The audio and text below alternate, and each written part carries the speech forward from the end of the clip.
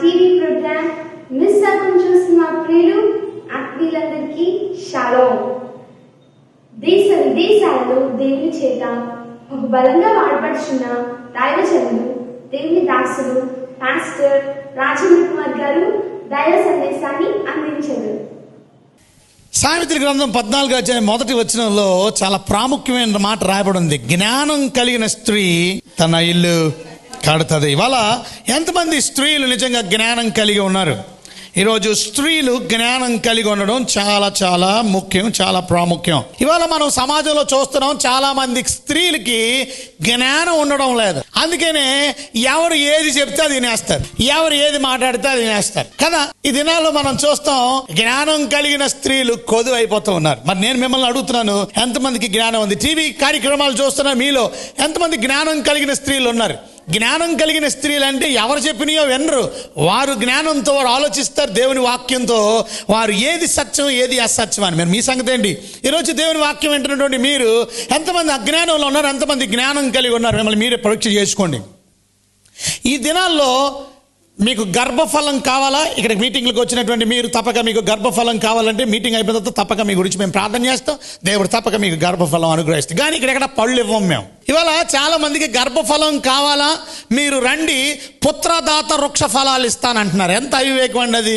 ఈరోజు చాలా మంది జ్ఞానం లేని చాలా మంది స్త్రీలు ఆ మీటింగ్ల వెనకాల పరిగెడుతున్నారు, ఆ గుడుల వెనకాల పరిగెడుతున్నారు, ఆ పాస్టర్ గారుల వెనకాల పరిగెడుతున్నారు. ఎంత విచారకరమైన సంగతి. ఈ ఫార్ములా బాగానే ఉంది.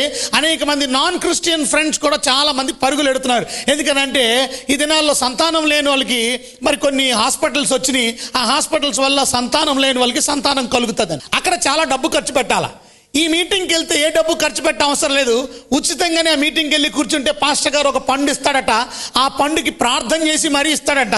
ఆ పండుని మనం తింటే 7 వారాలు తింటేనంట ఆ పళ్ళు సంతానం కలుగుతుందంట. మరి ఇది ఎంతవరకు సమంజసం చెప్పండి?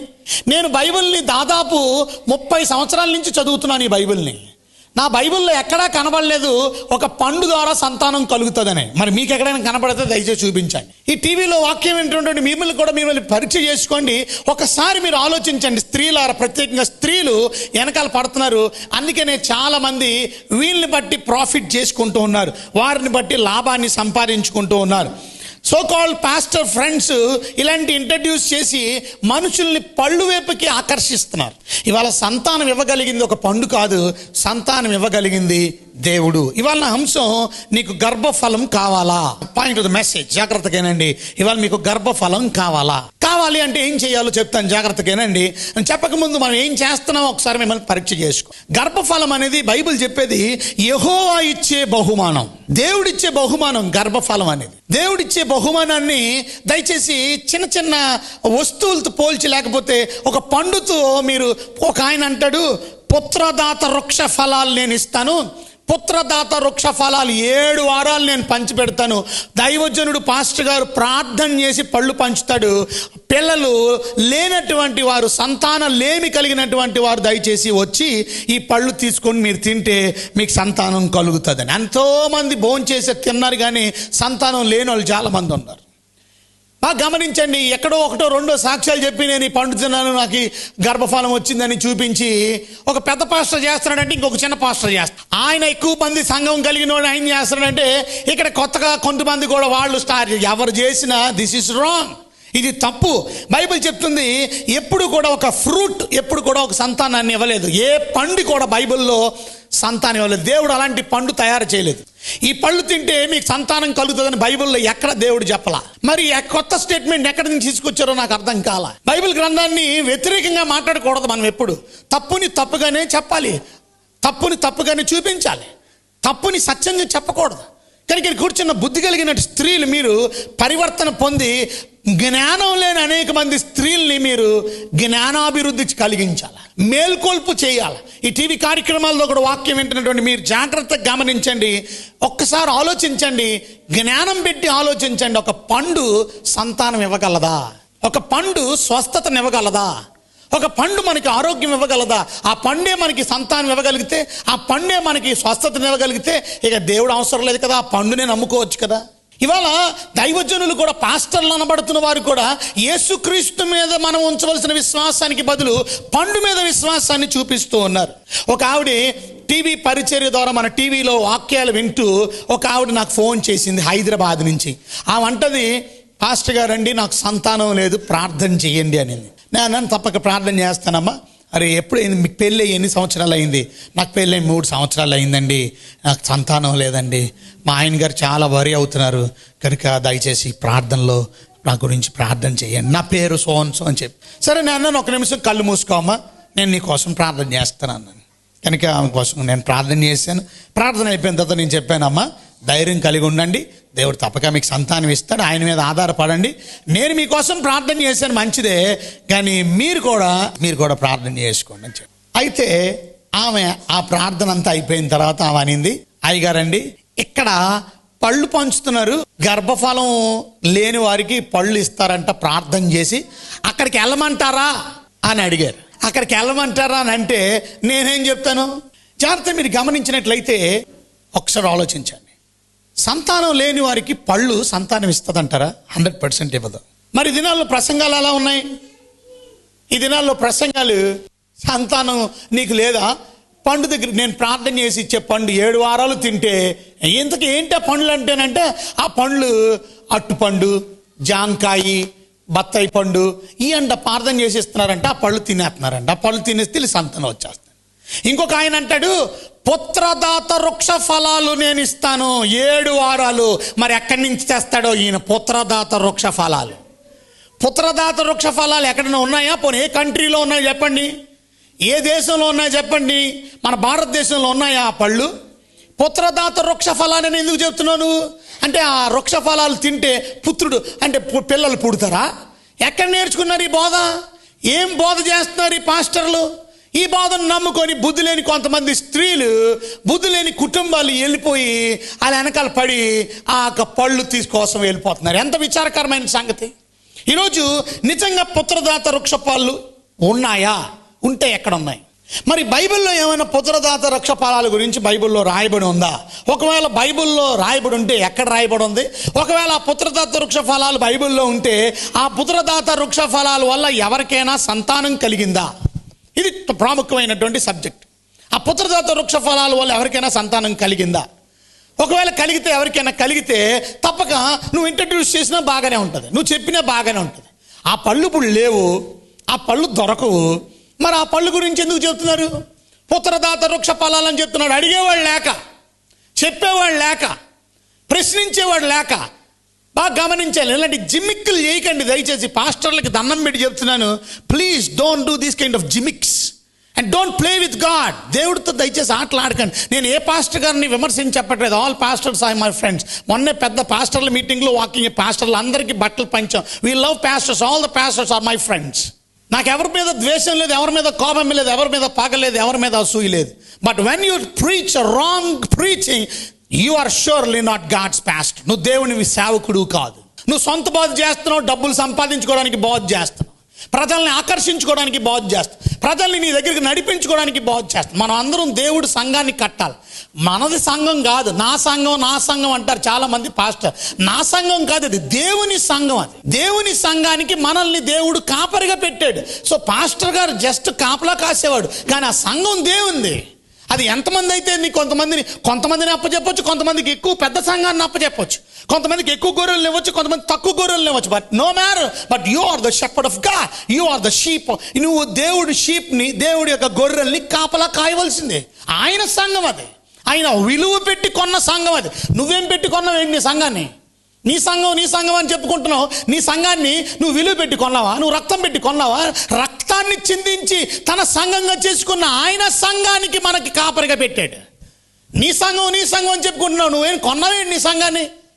ఎవరిది కాదు. నా సంఘం చాలా పెద్దది, నా సంఘం చాలా గొప్పది అని చెప్పుకునే వాళ్ళు కూడా. నా సంఘం కాదు, ఇది దేవుని సంఘం. ఇది దేవుడు విలువ పెట్టి కొట్టిన సంఘం.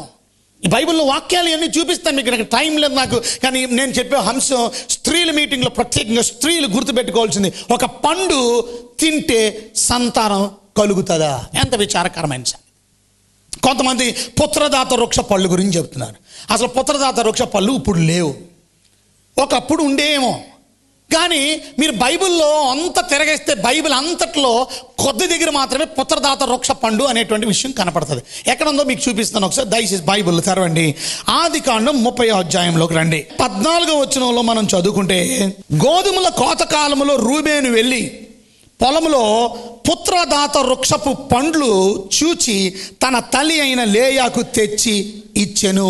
పుత్రదాత వృక్ష పళ్ళు అలా కుమారుడైన రూబేను తీసుకొచ్చి వాళ్ళ అమ్మకి ఇచ్చాడు లేయాకి. ఈ కథ చెప్తాను జాగ్రత్తగా వినండి. యాకోబుకి 2 భార్యలు ఉన్నారు. మొదటి ఆమె పేరు లేయా. లేయాని మోసకరంగా వివాహం చేశారు. ఆయన ప్రేమించిన భార్య రాహేలు. ఈ రాహేల్ అనే అమ్మాయిని ప్రేమించాడు. అంటే ఒక ఆయనకి 2 కూతుర్లు. చిన్న కూతురిని ప్రేమించాడు ఈ అబ్బాయి, ఇతని పేరు యాకోబు. చిన్న కూతురు అంటే నాకు ఇష్టం, పెళ్లి చేయమని అంటే ఇతనికి పెద్ద కూతురిని ఇచ్చి పెళ్లి చేసేసాడు. అదేంటి మామ నన్ను మోసం చేసావని అడిగినప్పుడు ఆ మామగారు అన్నారు, పెద్ద కూతురుని ఇవ్వకుండా చిన్న కూతురిని ఎలాగిస్తాం, ఇది సంప్రదాయం కాదు, తప్పక చిన్న కూతుర్ని కూడా నీకే ఇచ్చి పెళ్లి చేస్తాం, ఇంకొక 7 సంవత్సరాలు కొలువు చేస్తే ఈ చిన్న కూతుర్ని కూడా నీకే ఇచ్చేస్తాం అన్నారు. ఇంకొక 7 సంవత్సరాలు సేవ చేశాడు, పని చేశాడు. ఇంకొక 7 సంవత్సరాలు కొలువు చేస్తే చిన్న కూతుర్ని కూడా ఇచ్చి పెళ్లి చేశాడు. ఇప్పుడు 2 భార్యలు. ఆ 2 భార్యలకు ఒక్కొక్క ఆమెకు ఒక్కొక్క దాసి ఉన్నారు. ఓ దాసిని కూడా ఇచ్చి బాగా గమనిస్తే రాహేల్ని ఎక్కువగా ప్రేమించాడు. చిన్న భార్య అంటే చాలా ఇష్టం ఎవరికి? యాకోబుకి. ఆమెనే కదా ప్రేమించాడు. ఈమెనే మోసకరంగా అంటగట్టేశాడు. కానీ బాధాకరమైన విషయం ఏంటంటే రాహేల్కి పిల్లలు లేరు, కానీ లేయాకి దేవుడు సంతానం ఇచ్చాడు.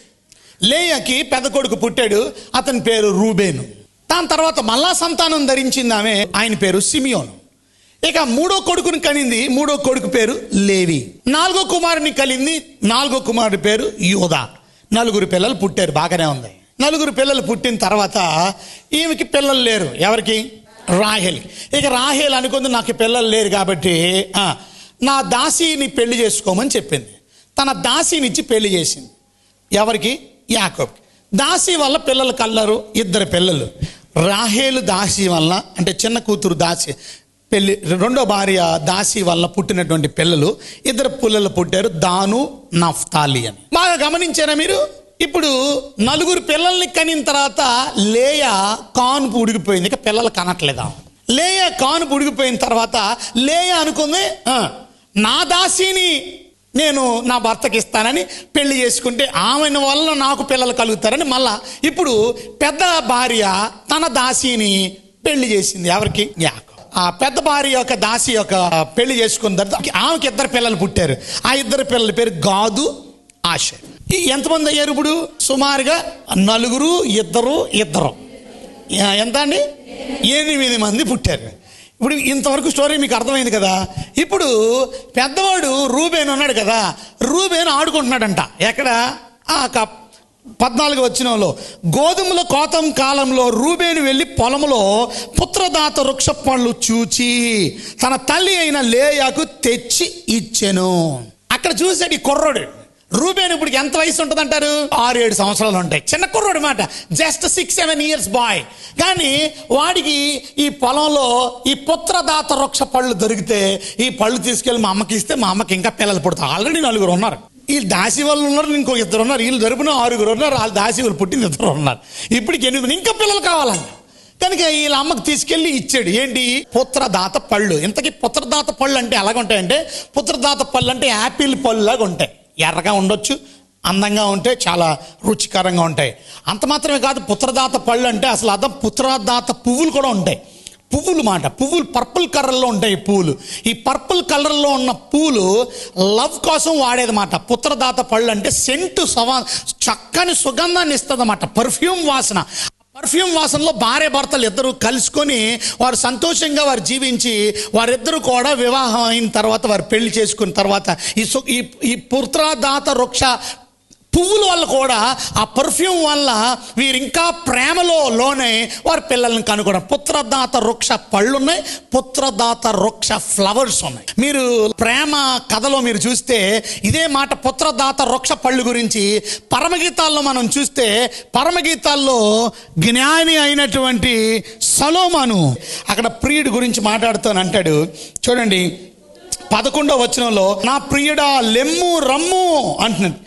13వ వచనం, పుత్రదాత వృక్షము సువాసననిచ్చుచున్నది, నా ప్రియుడా నేను నీ కొరకు దాచి ఉంచిన నానావిధ శ్రేష్ఠ ఫలములు పచ్చివియు పండువియు మా ద్వార బంధముల మీద వేలాడుచున్నవి. సో ఈ పుత్రదాత వృక్ష పళ్ళు ప్రేమ కోసం, లవ్ మేకింగ్ కోసం వాడే పళ్ళు. అంత మాత్రమే కాదు, ఇది సంతానం ఇస్తుంది అనేటువంటి ఒక తప్పుడు అభిప్రాయం ఉంది. ఇంతకీ ఈ పళ్ళు తిన్నే ఆవిడికి సంతానం రాదు.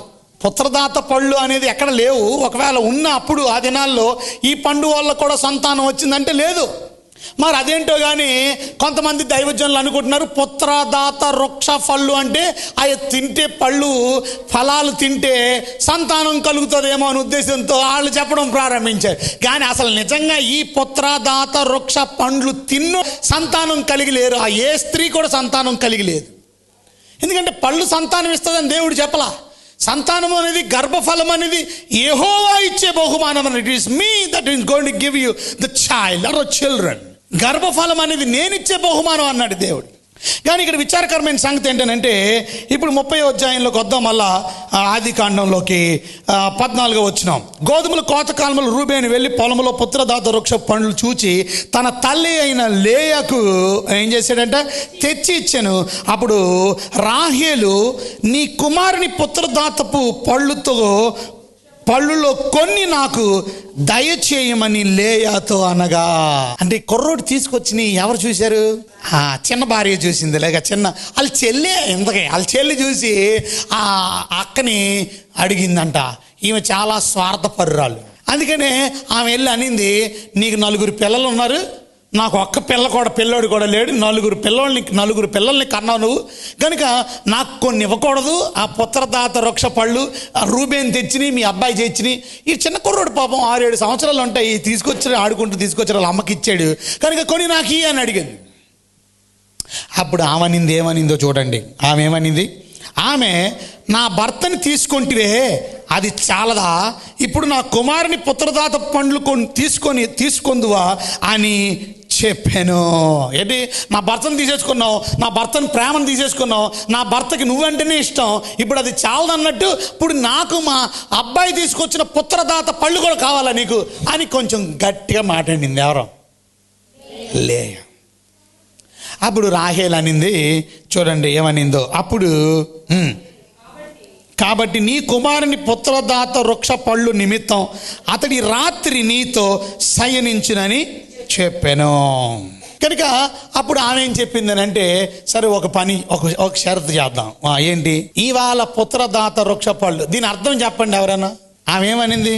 అప్పుడు రాహేలు నీ కుమారుని పుత్రదాత వృక్షపు పండ్లులో కొన్ని నాకు దయచేయమని లేయాతో అనగా, ఆమె నా భర్తను తీసుకుంటే ఇది చాలదా, ఇప్పుడు నా కుమారుని పుత్రదాతపు పండ్లను తీసుకుందువా అని చెప్పాను. అందుకు రాహేల్ అనింది, కాబట్టి నీ కుమారుని పుత్రదాతపు వృక్షపు పండ్లు నిమిత్తం అతని రాత్రి నీతో శయనించును, నీతో ఉంటాడు. ఎందుకని యాకోబు లేక భర్త గారు నీతో ఉంటాడు? దీని అర్థం ఏంటి? చాలా మంది అనుకుంటారు పుత్రదాత పళ్ళు మీ అబ్బాయి తెచ్చాడు కాబట్టి, మీ అబ్బాయి తెచ్చిన పుత్రదాత పళ్ళును బట్టి నువ్వు మీ ఆయన ఇవాళ నీతో ఉంటాడు అని అనుకుంటారు. అర్థం అది కాదు. అర్థం అక్కడ అర్థం ఏంటనంటే, పుత్రదాత వృక్ష పళ్ళు కానీ నువ్వు నాకు ఇచ్చేస్తే నేను ఎవరిని ఇస్తాను? భర్తనిస్తాను. అది అర్థం. నేను భర్తనిస్తాను. ఈ రాత్రికి ఎవరి దగ్గర ఉంటాడు? ఎందుకని? ఈమెకి ఆలోచన ఏంటంటే, ఇంతకీ ఈమెకి ఎలాగా సంతానం కలగట్లేదు కదా, ఉంటే ఏమైంది, ఉంచుకో, మా ఆయన్ని ఉంచుకో, పళ్ళు మాత్రం నాకు ఇచ్చే, నేను పళ్ళు ఉంచుకొని నేను తినేసి నా భర్తతో నేను కలిసి ఉంటే నాకేం కలుగుతుంది? సంతానం. ఎందుకనంటే అక్కడ మనం చూస్తే లేయాకి కానుపు ఉడికిపోయింది. చూడండి అక్కడ రాసింది 30వ అధ్యాయము 9వ వచనం. లేయా తనకు కానుపు ఉడుగుట చూచి తన దాసి అయిన జిల్పాను తీసుకొని యాకోబునకు ఆమెకు భార్యగా ఇచ్చాను. అంటే ఆమె సర్లే నాకు అదే చాలు, నా భర్త రావట్లేదు నా దగ్గరికి ఈ మధ్యన, నువ్వంటేనే ఎక్కువ ఇష్టం, నీ దగ్గరే ఉంటున్నాడు, తీసుకో అని ఇచ్చేసింది. ఏంటి ఇచ్చేసింది? పళ్ళన్నీ ఇచ్చేసింది. ఒక పండు కూడా ఉంచుకోలేదు, మొత్తం ఇచ్చేసింది. ఎవరికి? ఏ పళ్ళండి? పుత్రదాత వృక్ష పళ్ళు. ఎవరి దగ్గర ఉన్నాయి ఇప్పుడు? రాహేల్ దగ్గర ఉన్నాయి. ఎవరి దగ్గర లేవు ఇప్పుడు? లేయా దగ్గర లేవు. ఓకే, ఇంతవరకు అర్థమే కదా. ఇప్పుడు లేయా వెళ్ళి పొలంలో నుంచి అలా ఆయన వస్తున్నాడు, డ్యూటీ నుంచి దిగాడు. డ్యూటీ నుంచి దిగ్గానే ఇక పెద్ద భార్య పరిగెత్తుకుంటూ వెళ్ళిపోయింది. ఎవరి దగ్గరికి? యాకోబుని ఆపేసి, ఇదిగో ఈ రాత్రికి నువ్వు నా దగ్గర ఉండాలా, ఇగో చిన్న భార్య దగ్గరికి వెళ్తామేమో, మా చెల్లి దగ్గరికి వెళ్తామేమో, జాగ్రత్త. ఎందుకంటే నేను నిన్ను కొన్నాను. ఏమిచ్చి కొన్నాను అనుకున్నావు? మా అబ్బాయి తీసుకొచ్చిన పుత్రదాత పళ్ళు ఇచ్చి కొన్నాను. చూడండి ఆ మాట ఎక్కడ నిందో చూడండి. 16వ వచనం. సాయంకాలం అందు యాకోబు పొలము నుండి వచ్చినప్పుడు లేయా అతనిని ఎదుర్కొని పోయి, నీవు నా యొద్దకు రావలెను, నా కుమారుని పుత్రదాత వృక్షపు పళ్ళుతో నిన్ను కొంటినని చెప్పాను. నా కుమారుడు పుత్రదాత వృక్ష పళ్ళుతో నిన్ను కొనుక్కున్నాను, ఈ రాత్రికి నువ్వు నా దగ్గర ఉండాలా అని చెప్పింది.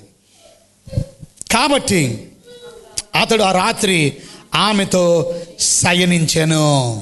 17వ వచనం. దేవుడు లేయా మనవి వినెను. దేవుడు లేయా మనవి విన్నాడు. ఆమె గర్భవతి అయి యాకోబునకు 5వ కుమారుని కనెను. ఇప్పుడు ఆమె ఏమైంది? పుత్రదాత పళ్ళు పుత్రదాత పళ్ళు ఎవరికి ఇచ్చేసింది? రాహేలుకి ఇచ్చేసింది. ఈమె రాహేలుకి ఇచ్చేసి ఈమె పుత్రదాత పళ్ళు మాత్రం తినలేదు, ప్రార్థన చేసుకుంది అంతే. దేవుడు ఉడిగిపోయిన కానుకను మళ్ళా తెరిచి మళ్ళా 5వ కుమారుని ఇచ్చాడు. ఆ కుమారుడి పేరు పెట్టింది, ఏం పేరండి? ఇస్సాకారు అని పెట్టింది. అంటే పుత్రదాత పండు వల్ల పిల్లలు పుట్టాడా, లేక పండు లేకుండానే కుమారుడు పుట్టాడా? చెప్పాలి మీరు. మరి వీళ్ళు ఎందుకు వెళ్తున్నారో, ఈ పాస్టర్లు ఎందుకు చెప్తున్నారో నాకు అర్థం కాదు. దయచేసి దండం పెట్టి చెప్తాను, మీరు వివేకం కలిగిన స్త్రీలు అయితే ఇలాంటి పని ఎప్పుడూ చేయకండి. నాకు ఎవరి మీద వ్యతిరేకం లేదు, కానీ నేను సత్యం చెప్పే దైవజనుడు కాబట్టి భారభరితమైన హృదయంతో మీ గురించి చెబుతున్నాను ఈ మాటలు. గర్భఫలం దేవుడు ఇవ్వాలి, కానీ పళ్ళు వల్ల గర్భఫలం రాదు. ఆనాడు పుత్రదాత పండు అని చెప్పుకున్న పండు కూడా ఫలాలు పళ్ళు సంతానం ఇవ్వలేనప్పుడు వీళ్ళిచ్చే పళ్ళు, ఇది పుత్రదాత వృక్షం పళ్ళే కాదు అసలు. ఈ పళ్ళు యాపిల్ పళ్ళుని, మామిడి పళ్ళుని, లేక కమలా పళ్ళుని, జాంకాయలుని, అట్టుపళ్ళు ఇస్తాయి ఆ పళ్ళు. ఆ పాస్టర్ గారులకి తెలివి లేకపోతే ప్రజలకి కూడా తెలివి లేదు. ఎంత విచారకరమైన సంగతి. ఇంతకీ సంతానం వచ్చేసింది ఎవరికి? లేయాకే. ఎన్నో కుమారుడు పుట్టాడు? 5వ కుమారుడు పుట్టాడు. తర్వాత ఏమైందో చూడండి. గర్భవతి యాకోబునికి 5వ కుమారుని కనెను. లేయా, నేను నా పెనిమిటి నా దాసి ఇచ్చినందుకు దేవుడు నాకు ప్రతిఫలం దయచేసిన అనుకుని అతనికి ఇస్సాకారు అని పేరు పెట్టాడు. 19వ వచనం. లేయా మరలా గర్భవతి అయి, మళ్ళా నెక్స్ట్ బోనస్, నెక్స్ట్ మరలా మళ్ళా పండేమైనా తినిందా? మరలా గర్భవతి అయి యాకోబు నాకు 6వ కుమారుని కనెను. అతనికి ఏమని పేరు పెట్టింది? జెబులోను అని పేరు పెట్టి. 21వ వచనం. ఆ తర్వాత ఆమె కుమార్తెను కని ఆమెకు దీనా అని పేరు పెట్టాను. 1 by 1, వితౌట్ అ ఫ్రూట్, పండు లేకుండానే. That's the blessing. పళ్ళు వెనకాల వెళ్తే మీకేం లాభం ఉండదు, మీకు దొరికేది పళ్ళే, పిల్లలు కాదు. ఆలోచించుకోండి మీరు.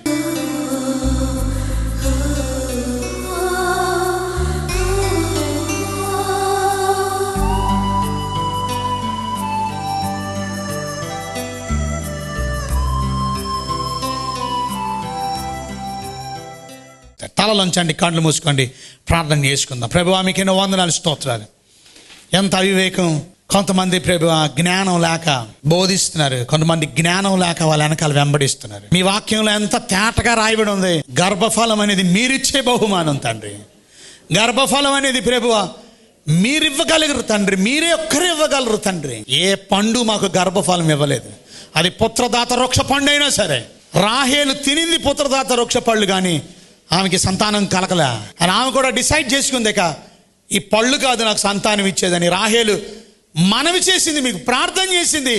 చివరికి ఆమె ప్రార్థన ఆలకించి ఆమెకి సంతానాన్ని ఇచ్చారు. యోసేపుని ఇచ్చారు, బెన్యామీని ఇచ్చారు. మీకెన్నో వందనాలు, స్తోత్రాలు తండ్రి. మాకు సంతానం ఇవ్వగలిగే దేవుడు మీరు తండ్రి. మీ బిడ్డలు ఎవరైతే ఈ వాక్యాన్ని వింటున్నారో, ఈ టీవీ దగ్గర కూర్చొని కూడా వాక్యం వింటున్నటువంటి ప్రియ బిడ్డల్ని దీవించండి, ఆశీర్వదించండి. ఎంతమంది సంతానం లేక కుమిలిపోతున్నారో తండ్రి, సంతానం లేక బాధపడుతూ అటు ఇటు తిరిగి ఎన్ని పళ్ళు తిన్నా, ఎంతమంది ఎన్ని వారాలు వెళ్ళినా సరే తండ్రి ఉపయోగం లేక నిరుత్సాహంతో, దుఃఖంతో, వేదంతో, ఇక మాకు సంతానం కలగదని దుఃఖంతో వారి జీవితాలని ప్రభు అర్ధాంతరంగా ముగించుకోవడానికి కూడా ఇష్టపడుతున్నారు. అటు వారిని జ్ఞాపకం చేసుకోండి, క్షమించండి తండ్రి. వారిని ఇంకెప్పుడు అలాంటి పొరపాటు పని చేయకుండా, వారు తొందరపడి వారి జీవితాలను ముగించుకోకుండా వారి జీవితాన్ని అర్థాంతరంగా ముగించుకోకుండా, వారి జీవితాల్లో బాధపడకుండా తండ్రి వేదన నుంచి విడిపించి మేము ప్రార్థన చేస్తే దేవుడు తప్పక సంతానం ఇస్తాడు. దేవుడి మీద నమ్మకం పెట్టుకుంటే దేవుడు సంతానం ఇస్తాడు. ఆయన వాగ్దానాన్ని నమ్మితే చాలు మాకు సంతానం దేవుడు ఇస్తాడు. యేసు ప్రభువే మాకు సంతానం ఇవ్వగలడు. ఆయనే గర్భఫలాన్ని ఇచ్చే దేవుడు, గర్భములో మమ్మల్ని రూపొందించే దేవుడు ఆయనే. నా బిడ్డని కూడా తప్పక రూపొందిస్తాడు నా గర్భములో అని. ఆ వివాహం అయి పిల్లలు లేక అనేక సంవత్సరాల నుంచి బాధపడుతున్న ప్రియమైన బిడ్డల్ని జ్ఞాపకం చేసుకోండి. వారికి మీరే సంతానాన్ని ఇవ్వండి తండ్రి. బుద్ధి లేని తనం నుంచి బయటికి నడిపించి, ఈ చెడ్డ బాధ నుంచి విడిపించాలి. ప్రజల్ని మోసపరిచే బాధల నుంచి బిడ్డల్ని తప్పించండి తండ్రి. మంచి మాటలు మా వెనుకల్లో ఆశీర్వదించినందుకు వందనాలు. వెత్తబడిన వాక్యానుసారంగా నడవడానికి కృప రాయిచ్చేయమని యేసునామములో వేడుకుంటున్నాను మా తండ్రి. ఆమేన్, ఆమేన్. God bless you. దేవుడు మిమ్మల్ని బహుగా దీవించును గాక. ఆమేన్.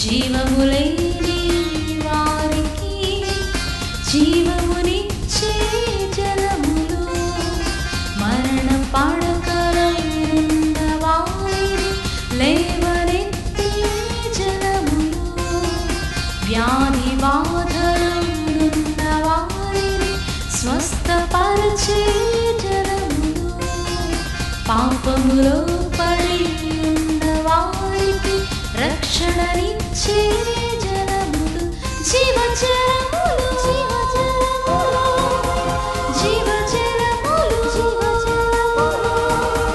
జీవజలములు, జీవజలములు, జీవజలములు, జీవజలములు, జీవజలములు,